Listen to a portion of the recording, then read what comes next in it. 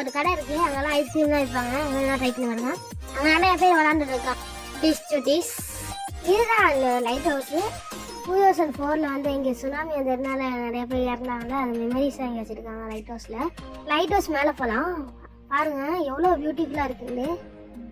காரைக்காலில் இருக்க உலகமே தெரியுற மாதிரி காரைக்காலே தெரியுது. பீப்புள்ஸ்லாம் ரொம்ப குட்டி குட்டியாக இருக்காங்க. அப்படியே வந்து கீழே வந்து திரும்பி பார்த்தா ஒரு கார்னிவல் இருக்கு गाइस. எல்லாமே ஒரு 50 ரூபா 60 ரூபா தான். ட்ரை பண்ணி பாருங்க.